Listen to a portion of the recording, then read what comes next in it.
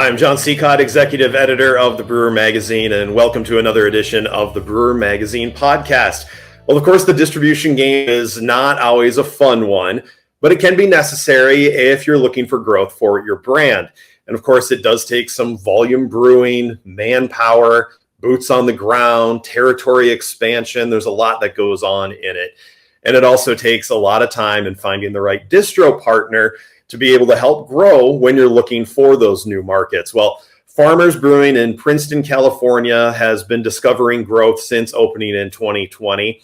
And their founder, Bill Weller, sat down to talk with us today about how this Northern California brand has recently moved past its home area and begun shipping into both Idaho and Montana. So we welcome in Bill Weller of Farmers Brewing. Thanks so much for joining us here on the podcast, Bill. Appreciate having you. Sure. Well, tell us a little bit about the history of Farmers. I mean, you guys are a pretty new brewery, but things seem to be going pretty well for you. You know, kind of what was the backstory of getting started and kind of where you guys got to where you are now?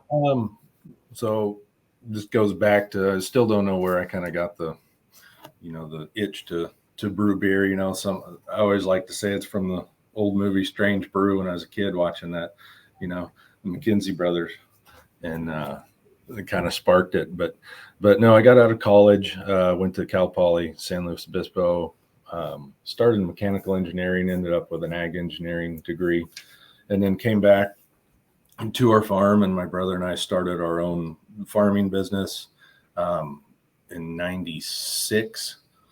So we grew the farm from about 700 acres to now it's about 6,000 acres. So that took all my time. I never had time to brew.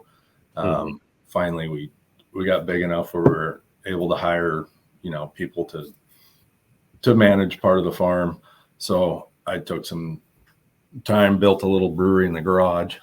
Then I like to say my wife kicked me out of the garage, and we had an old little shop on the farm that we weren't using for anything except just housing rats and mice, really.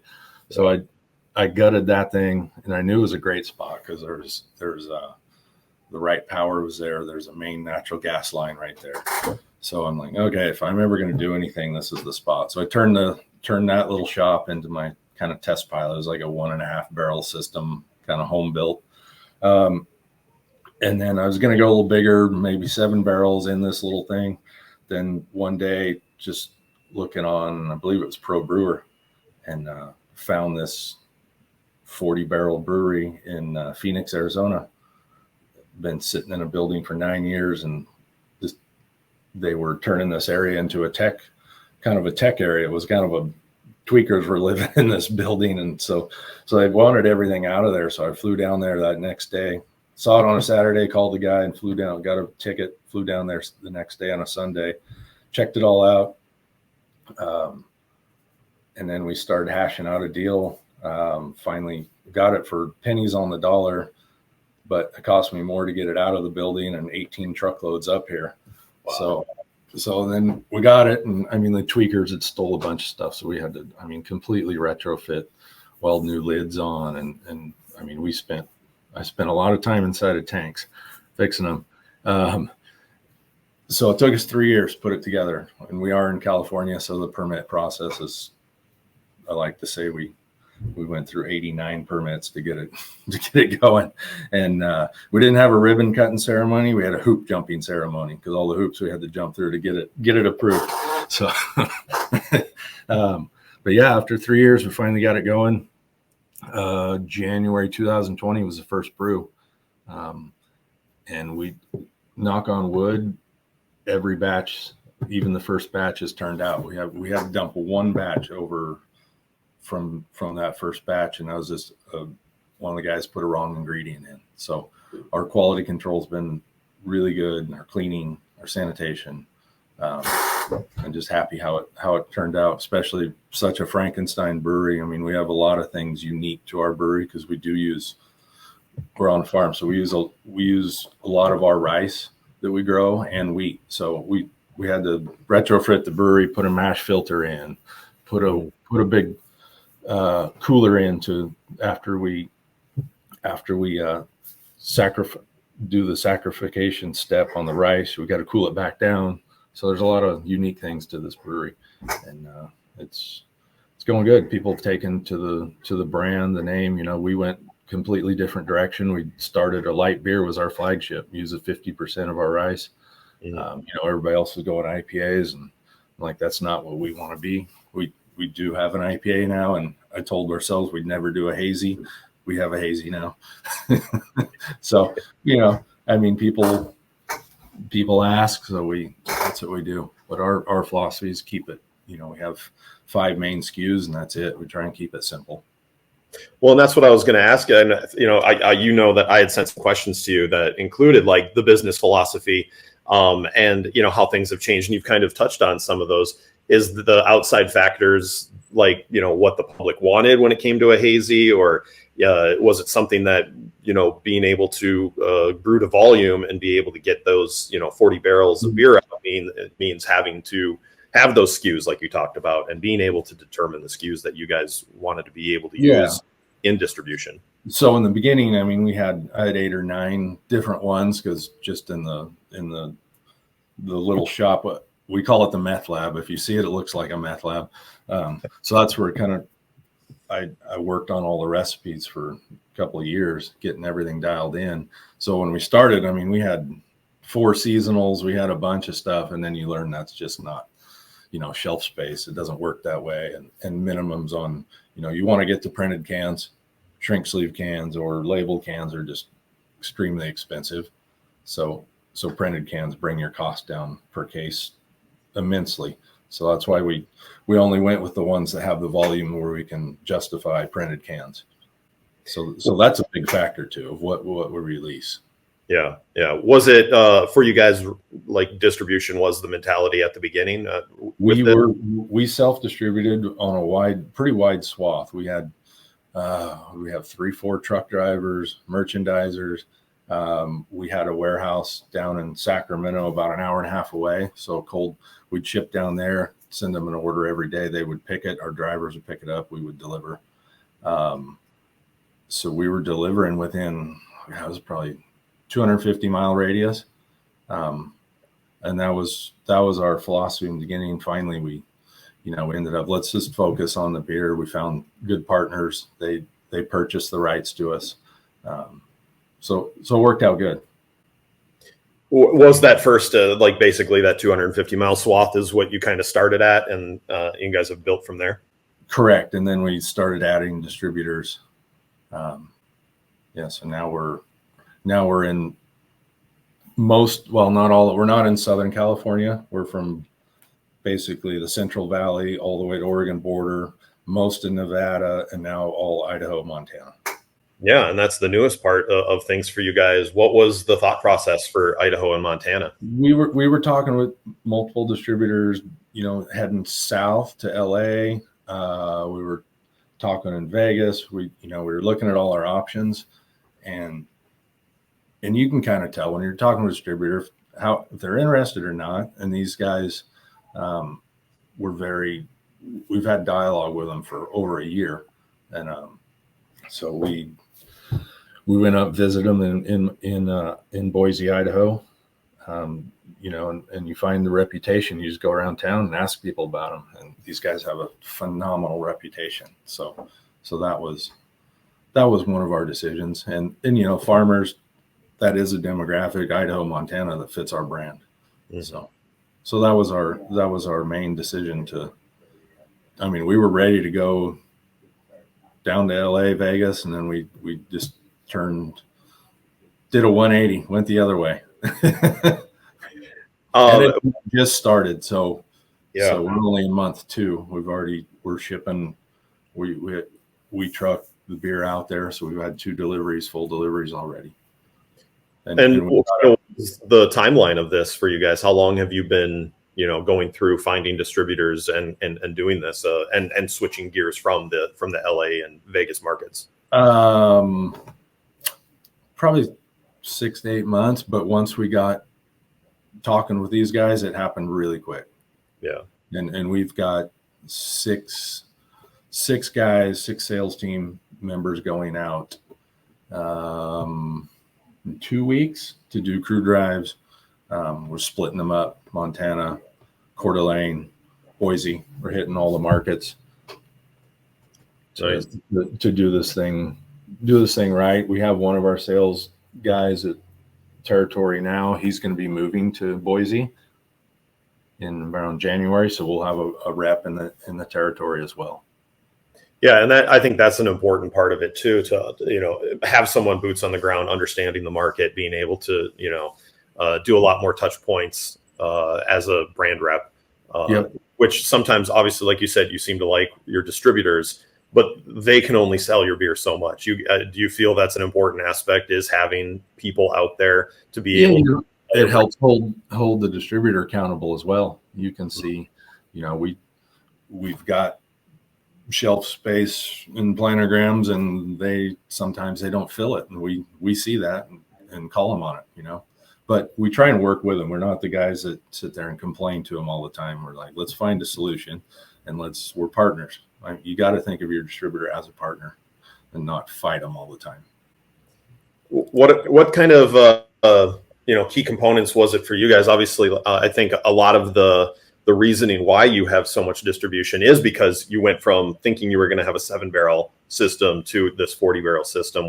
Did that change a lot of your thought processes and what this brewery is going to be, and how you've had to be more of a volume player? Yeah, we built the brewery oversized and for expansion, and we've already added just last year we added 4 250-barrel fermenters. Came from Green Flash auction. But we were plumbed in. I'd planned so we can plumb in more pretty easily, and that's, the beer business is a volume game. There's not much margin. So more volume, your overhead shrinks, everything goes down. So that's the whole goal. Sure. And we have plenty of capacity. We're not even at half capacity right now. So that is part of the philosophy too. We don't want to go super wide. We want to make sure when we go into territory, we saturate it and do it right, not just a little bit here and there. It's like, so obviously, that talking about the volume game, how do you plan to properly price for volume and determine your price sold to a distributor? A lot of the price is just, you go by that shelf price. There's really not much. There's not a lot of wiggle room there. Was it last year? The big guys, Golden Brands, took the price up. So everybody raised their price with them. It's like either you raise it or someone else is going to take that money. But yeah, we're pretty limited on what we do on pricing, just because market's the market. With $9.99 on the shelf and you change it to $11.99, you're going to lose volume. What kind of vetting process do you employ when it came to finding these, especially when you were going into the Montana and Idaho markets, and what kind of questions do you like to ask, and what do you feel are important ones that any brewery should be asking when they start to make these ideas of overstate expansion? Well, one thing, we have some guys on our team that have a lot of history in the business, so they have the relationships and know who's good, who's bad. A lot of it is reputation, word of mouth. Honestly, go hit the streets, ask the bars, ask the chains. How do you like this distributor? How do you like them? When we went to Idaho, Montana, we started asking, and they're like, "Oh God, these guys are the best." Everybody we went to, they're the best. So, they set up a meeting with Albertsons for us right away. So that's always good when a distributor is setting up those meetings. Well, take me through your portfolio, the 5 SKUs that you guys do have, and how have those shown that those are the ones that are good for distribution, are good for sales for you guys, and talk a little bit about the whole seasonal aspect too, where I think a lot of people sometimes think they have to have a seasonal out in a SKU. Why isn't that something for you guys? Yeah, I'll walk you through the brands, and then the seasonal is a whole nother animal. So our flagship, our best seller is Farmer's Light lager, 4.1% alcohol. We brew everything at our brewery high gravity, so it's brewed at 8%, and we're able to dilute it to 4.1 we have a carbo blend machine that helps us keep consistency as well. And it's from an 80 barrel batch, you get 160 barrels of beer out of it. It's a pretty good deal. So that's our best seller. We have a Mexican lager that's doing really well called Valle. We have an unfiltered wheat called 530, which is our area code around here. We have an IPA. It was a session IPA, just people don't want a session IPA. They either want the higher alcohol or not. So we rebranded that one, and that one has come on really strong, called Sun Up Till Sundown. Had a sunflower, kind of going more towards the female demographic, and we switched it out to a rooster on the label, and it's definitely, I mean, we've doubled volume on that just since we rebranded it. Then the hazy we came out with, that one's doing phenomenal for us. We just released it end of last year, and it's doing really, really well. So those are our 5. And then we had a seasonal for every season. You know, we're farmers, so we had a fall, a winter, a spring, and a summer. And the problem you run into is if you don't make enough, you lose that shelf space. You make too much, no one wants a winter seasonal when it comes springtime. So you're stuck with product. So what we've done, well, the first thing we learned too is you want that UPC to be the same for all your seasonals. So when you go to the chains, it doesn't matter what's on the shelf. It's always a seasonal for them. We learned that the hard way in the beginning. But now we have our best seasonals called Summer Kickback. So it's a lager. We filter it with lemon zest. We run it through lemon zest, circulate it through there for 4 or 5 hours. It's one of my favorite beers, and it sells really well. And then we've got a new one coming out probably October, still getting the labels, everything approved, and graphics finished up on that. So we'll have just the 2 seasonals. We'll have a dark lager and then a lemon lager. And we're just trying to simplify. I mean, you know, simpler the better. Yeah. And is that looking at the numbers type of thing, or is it your distributor is giving you these cues that this is something that it's more on us, just because those seasonals that don't have the volume, we were buying them in shrink sleeve cans, and you're looking 35 cents as opposed to 11 cents. I mean, you do that on a case, we're going backwards basically just because of the shrink sleeve on the packaging. So there's multiple factors behind it. Sure. When it comes to now that you guys are going in there, and like you said, you're going to be bringing a salesperson on to be in the market in Idaho full time. Mm-hmm. How do you go and approach a new on-prem account and being able to try to, sell them on what you are? Is it something that you're looking to pick a certain beer? You're letting them work into what they already have. You know, how does that philosophy work for you guys? I guess you're mainly on premise is what you're asking. Yeah. Yeah. You'd have to ask a sales guy. I'm not a sales guy. No, these guys go in and we don't push anything. We just say, hey, what do you have? What's your demographic? Here's what we have. What's your slowest seller? Would you like to try this beer in here? You know, or, you know, frankly, we've taken a lot of when Bud Light happened, the whole thing there, that was a great, for our light beer. We got caught with a little flat-footed on that one. We didn't think it'd have that much of an effect, and it did. I mean, we replaced a ton of handles, Bud Light handles, and so we almost sent her a thank you note. How about the marketing aspects for you guys? You do, like you said, it's important that even just a label change and being able to find your demographic and be brand conscious of that. Is that a very key aspect in what you feel has been part of your success? Yeah, I think so. The fact that we grow a lot of the grains ourselves kind of sets us apart. The more lighter beers, easier drinking, not the big heavy stuff. That's our brand, and it's so far it's worked pretty well. Nice. What about like other things? Do you guys have a tap room that you're filling with extra stuff, or are you pretty much a distribution heavy? We have a tap room at the brewery. It's open 3 days a week, and then we did put a restaurant in Chico. It's a pretty large restaurant, so that's a good test market for us. And so our hazy, that's how our hazy came about. We peeled off some wort, put it into we got a couple little 10-barrel fermenters that we play around with, and we tried, some new yeast, different hops, and put it on tap there at the restaurant. And that's kind of how we can gauge what a beer is going to do. And it was our consistently, and still is, number 2 beer on draft. So kind of that was where we made the decision. All right, let's go. Let's put a hazy in there. I told myself would never do a hazy, but when you see it as, people like it, okay, let's roll with it. And it's doing well. And I actually really enjoy the beer now. Nice.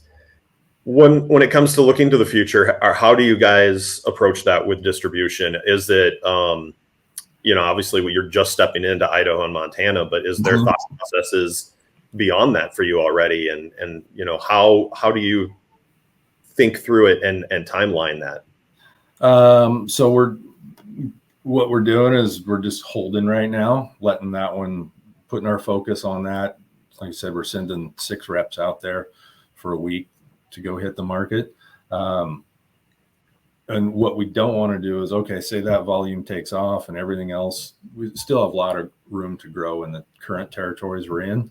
Mm-hmm. Then if you go too far, then you can't supply, then it's that decision. All right, do I add on to the brewery another, how expensive brewing equipment is to go add on a whole nother system. That's where you got to be careful, Yeah. Well, good. Well, it sounds like things are going well for you guys, and it's good to always see someone finding growth, especially a brewery that, the time frame that you guys opened at. And I'm sure there was some struggles there. So to see you guys moving in this direction, it's always a positive thing. And hopefully it encourages other people as well to know that, there is those opportunities out there. Yeah. It's not easy. Well, Bill, you guys are doing a great job, and thanks so much. Sure. Thank you. Don't forget, you can always check on brewermag.com. You can also see us on YouTube and listen to us on Spotify. And don't forget daily updates on Facebook, Instagram, and X. I'm Executive Editor John Seacott for brewermagazine.com.